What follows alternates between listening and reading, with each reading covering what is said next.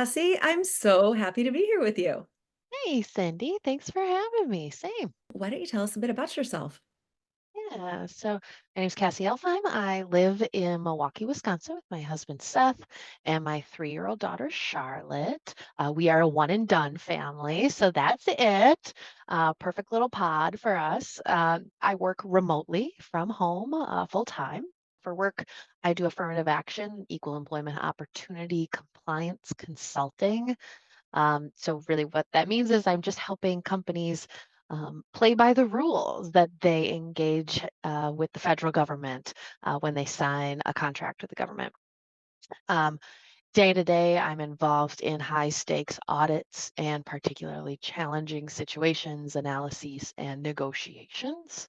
And then, on top of that, I'm also the founding chair of DCI Moms at Work, which is an employee resource group or ERG designed to support working moms and folks anticipating becoming moms here at DCI. You have such incredible experience and background. I'm so excited for this conversation. So tell me, we're just going to launch right into it. What's your best advice for other working moms?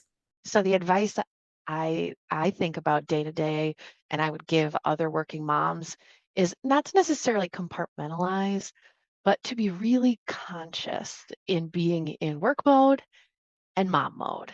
And I have the luxury of being able to walk out of my office at the end of the day. I shut a door. I leave my desk. My desk isn't in my living room, for example. And when I do that, I leave my work hat at my desk. And then I'm just Charlotte's mom and Seth's wife for a little while. Am I perfect at that? No, definitely not. But it's a practice and it's a muscle. I feel like you get better and better at the more you practice it. And some nights that means that I, take off my work hat and then I put my mom hat on and then I put my pajamas on and grab a glass of wine and I come back to my work self at my desk. But when I'm with Shar, I'm mom. I take that very seriously and I maintain very healthy boundaries. Just being able to set boundaries and being able to compartmentalize when you need to. It Yeah. really is a technique that you have to practice. That's Yeah, you get good days, you get bad days. One of the things I try to tell moms that are coming back from leave is that you're going to be a really great employee some days and you're going to be a really great mom some days. Some days you're going to be both. A lot of days you're not. And that's okay. So, Yeah. Yeah. No, it's true. So many of us are perfectionists and need to, feel like we need to be on all the time. You did start the ERG in your yeah. company. Can you talk about the situation that inspired you to take that on? Yeah. So I was actually part of an acquisition when I was 7 months pregnant with Charlotte. Mm. And as you could imagine, that put me in a position to deal with a lot of change very quickly while I'm stressed, while I'm hormonal. Um, and it wasn't, my favorite few months of my life, but we made it. Um, but that acquisition actually put me in a position where I was negotiating with this new company for maternity leave, that the maternity leave that I needed and I envisioned. But I was doing that with new faces, people who didn't know me, didn't know my work, didn't know my worth beyond what was told to them about me. Um, and it was kind of a scary place to be. Um, Ultimately, I was successful in getting the leave that I needed, but more importantly, what happened is that my employer actually ended up adopting the leave that I negotiated for as their standard for birthing parents in the future. But Charlotte came 4 weeks early. And what that meant is that I needed those 4 weeks to get to know my coworkers, but I didn't have that chance. So I went on leave without really having any new relationships, any connections at this new company. So when I got back, I felt very isolated and really left behind. But in June of the following year, there was a company gathering and I got to meet so many of my fabulous coworkers and learned that they are moms. And Some of them actually thanked me for my efforts in getting DCI to expand its leave offerings. Um, and it really made me realize that there was a community of working moms at DCI the whole time. So that's really where the idea of DCI Moms at Work came from. So selfless of you. That's incredible. It's such a great story.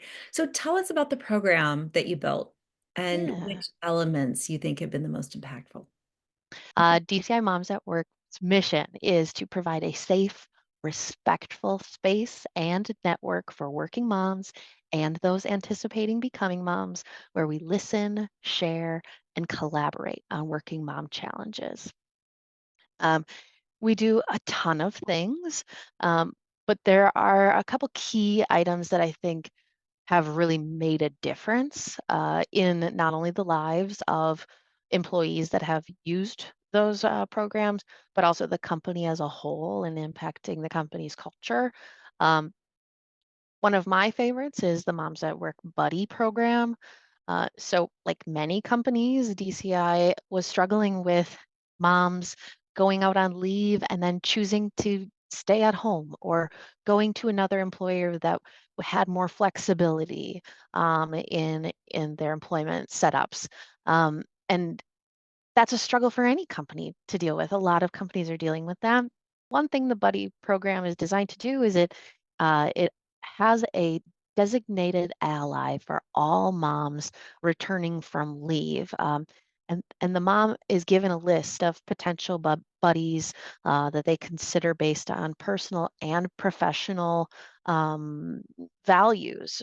The moms get to kind of choose, and then I work to make sure that their workload is going to be in a place that they can take on a buddy when the mom returns from work. And then additionally, they've got the whole ERG behind them. You know, this group of, I think we're 25 members strong right now, of largely women who have been in those trenches and have the experience to, buoy moms that might be feeling like they're sinking a little bit. The really foundational piece of our ERG is that we have monthly roundtables where we just see one another and we speak to our common challenges and triumphs. That support is so important, isn't it? Yeah. So what have you learned in the process of building all of this from the ground up? And what do you wish you'd actually known earlier? Due to the nature of this ERG, right? It's for working moms, people that are working and momming all at the same time. Mhm. So I went into this with a mindset of working moms have enough going on. I will just take care of this and I will take care of it so nobody else has to deal with the burden of it. And what I've learned is that people love this group and they want to give back to it and they want to share the burden. Um, and that's not something I anticipated because I was just trying to help everybody from the jump. So now that the ERG is up and running and thriving, I have begun to ask for help, which is something I tell members all the time. I encourage them to ask for help, but I probably should have looked, to my left and right to see if there was somebody to help me a little sooner. Yeah, that's one of the key pieces of advice that that moms give is just ask for help, ask for help. Don't be, don't Yeah. hesitate, don't try to do it all alone. What Yeah. advice would you give women looking to start an ERG in their own organizations? It is incredible what a mom with an idea and a problem to solve can do.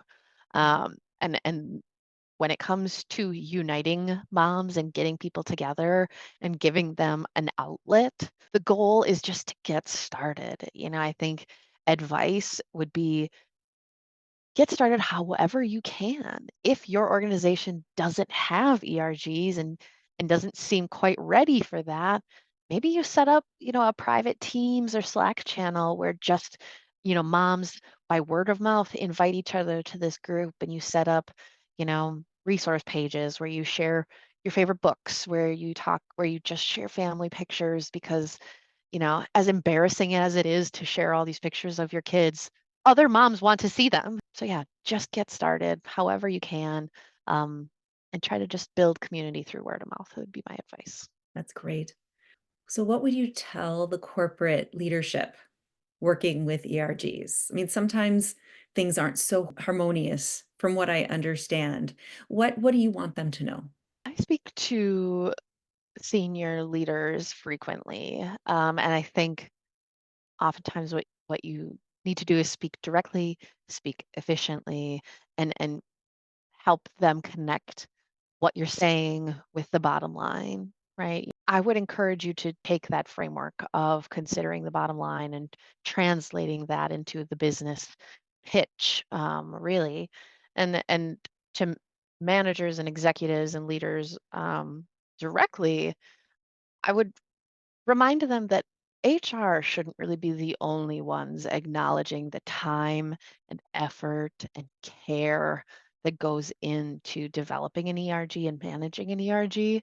Um, it behooves them to do this, but executives should be vocally celebrating and amplifying the work that ERGs are doing for their companies. So I think the takeaway for leaders is that you need to be at least engaging enough to see the work in action so that you can demonstrate your support publicly so that you can leverage that opportunity.